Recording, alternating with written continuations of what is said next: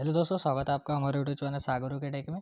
तो दोस्तों, आज हम एक और नए टॉपिक यानी भूकंप यानी अर्थक्वेक जिसको हम इस वीडियो में आज डिस्कस करने वाले हैं, जो कि आपके आईसीआर एग्जाम से रिलेटेड जो टॉपिक है उसको आज हम इस वीडियो में कवर करने वाले हैं।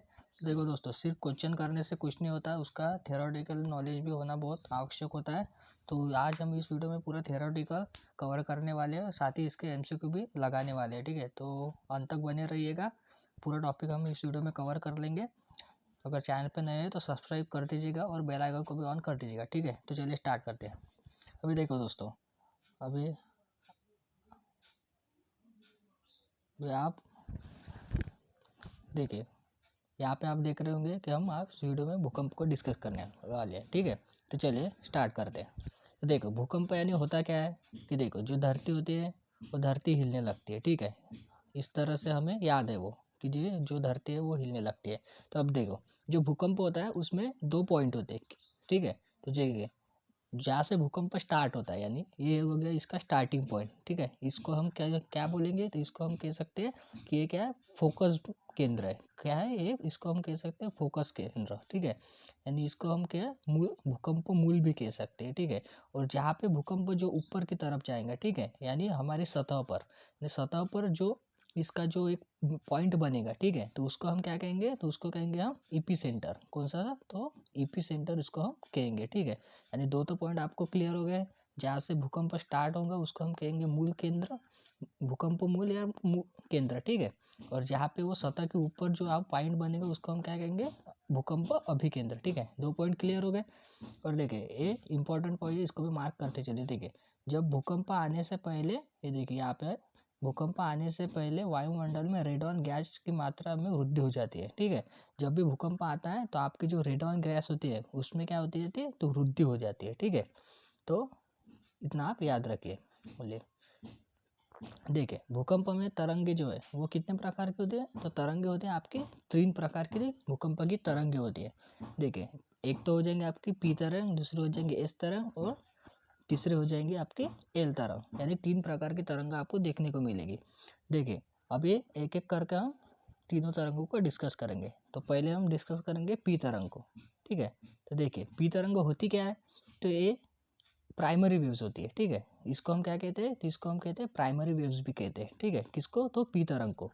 अब देखो, ये जो भूकंपीय तरंगे होती है ये क्या होती है, सबसे तीव्र होती है। यानी अगर आपको कभी पूछ लिया जाए कि ये तीनों तरंग में से कौन सी तरंग सबसे तीव्र होती है, तो आप आंसर टिक करिएगा पी तरंग। ठीक है, पी तरंग जो है ये सबसे तीव्र गति से चलती है। ठीक है, और ईपी सेंटर पर सबसे पहले पहुंचती है। अभी आपको पता होगा, तीव्र गति से यानी बहुत तेजी से चलती है, तो सबसे पहले भी पहुंचेगी कौन सी, तो पी तरंग ही पहुंचेगी। ये देखिए यहाँ पे जो ईपी सेंटर यानी ये देखिए, ये तो अपना भूकंप का मूल या केंद्र हो गया, और ये होगा आपका ईपी सेंटर, एक आप है आपका, तो ये है सतह पर।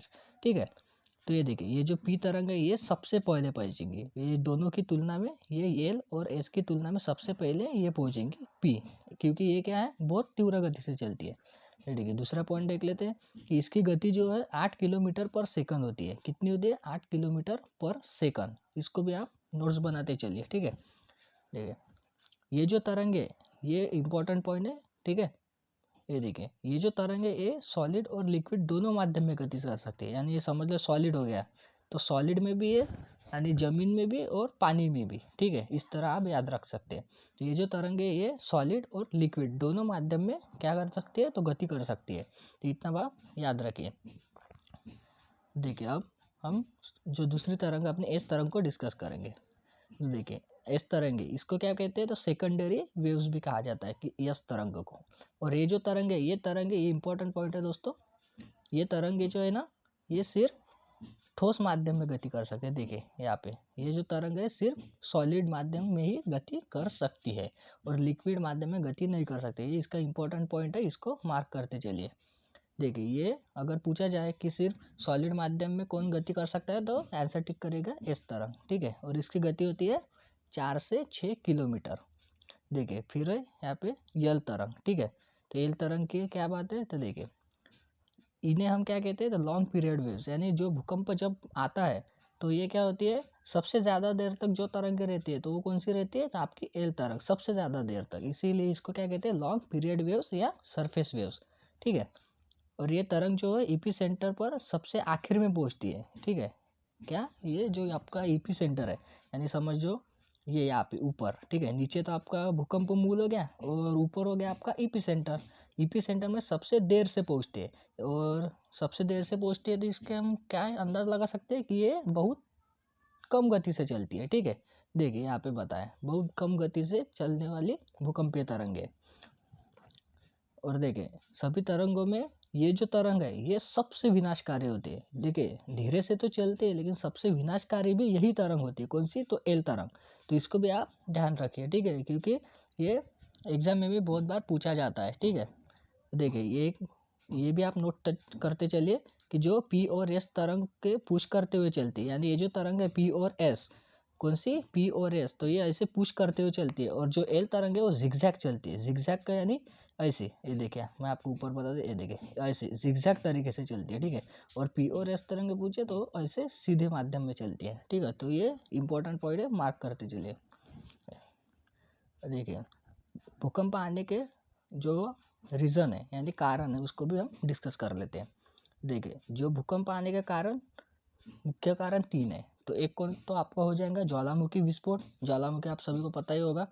एक हो जाएगा आपका हिमखंडों के खिसकने से, यानी जो हिमखंड है, यानी जो आपके बर्फ़ ढलान वगैरह होते हैं तो वो क्या होते हैं, खिसक जाते हैं, या फिर जो पहाड़ वगैरह होते हैं वो, उसको हम कहते हैं हिमखंड। ठीक है, और जो पृथ्वी की प्लेटों के असंतुलन से, यानी जो पृथ्वी की प्लेट होते हैं, देखिए इस टाइप जो पृथ्वी की ऐसी प्लेटें होती है, तो ये अगर एक में ऐसा समझ लीजिए आपस में अगर घिस जाए, ठीक है, तो क्या होता है, टकराव होता है, तो उस वजह से भी भूकंप आने लगता है, यानी धरती हिलती है। ठीक है, तो जो ये जो घिसते हैं ना, तो इसको एक वर्ड दिया गया है, तो उस वर्ड का नाम क्या है, टेक्टोनिज्म।